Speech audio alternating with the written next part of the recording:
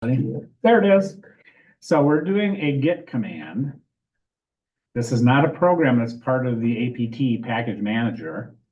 We're cloning this ZPhisher repository using this little guy here. I'm assuming depth 1 just means the first level. I'm guessing, because I've not seen that one very often. So what this is going to do is clone that repository into a folder called ZPhisher. So if we press the enter key, there it is. It's cloning it, and we should see, if we do an ls, there it is. So there's our folder, our program folder that we cloned. So far, so good. Let's pause for a moment. And resume. Okay, so now we're going to run the program. We want to change directories to ZP, and I'm going to use tab completion because I like to avoid typing as much as possible. And then we're going to do ZPH. Oh, yeah, it's not going to work. /ZP. That didn't work either. Oh, because I didn't type it right. It's ZPHISHER.sh. Oops. Now, SH is the extension for what type of file? Oh, we probably haven't talked about that in here, have we? So SH is a shell script. It's like a batch file for Linux. And so, well, for example, if we did nano and opened it up, that's the shell script. And that's a big, long one. And that's just the copyright. And then we have all this. So the ZPhisher is just the program is just a huge, gigantic shell script. So it's written in Linux native shell script language, which is interesting. All right, so, I already changed. I need to run it now. Oh, look at there. It's doing its thing. Now, what of these do you want to spoof? And they've added a couple since the last time I've been in here.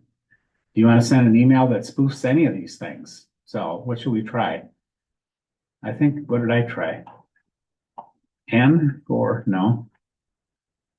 34, I tried 34. What's 34? Oh, Discord. Yeah, I'll try 34. But I've tried a few of these, not all of them, but when you see the email that comes in, it's pretty good. It's enough to get past most people, like the one we were looking at earlier from UNO.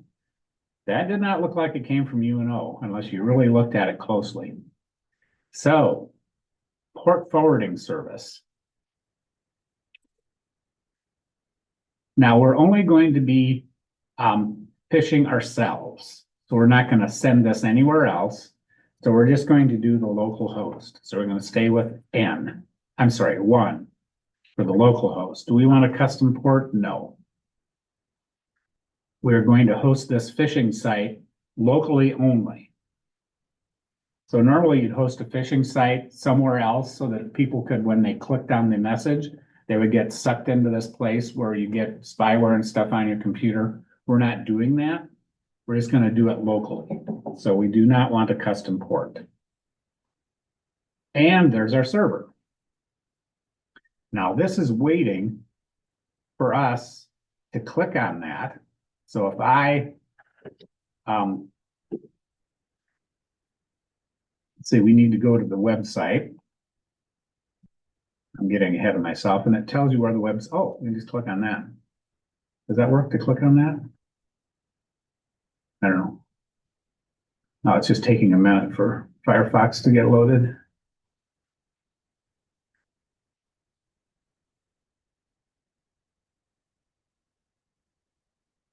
There, so 127.0.0.1, and what address is that? Localhost. Localhost, that means the local machine. So we could have typed in localhost instead of 127.0.0.1. Localhost resolves, the local machine resolves localhost to 127.0.0.1. Because computers communicate by numbers, we like names.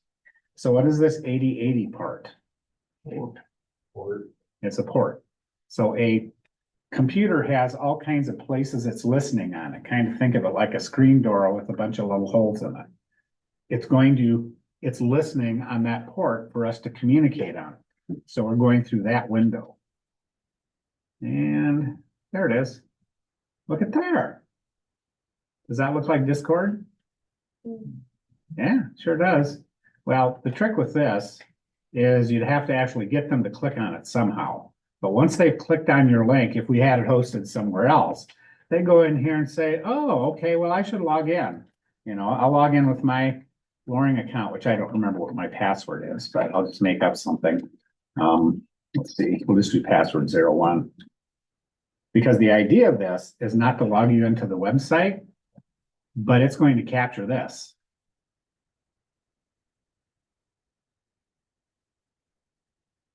I don't need to save it. And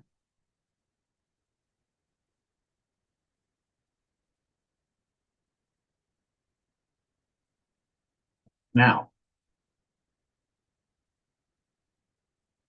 let's go back to, oh, that didn't work. What's the deal? Well, I'll type it in again, right? So let's go back here and look at what happened. Login info found.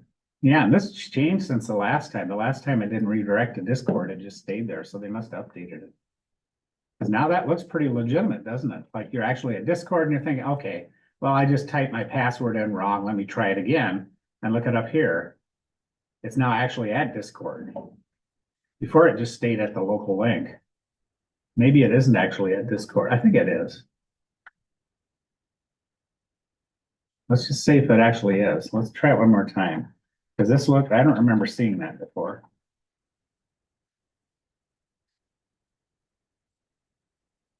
No, we don't need to save it. Wait, are you human? Oh, I think we are actually connected to Discord.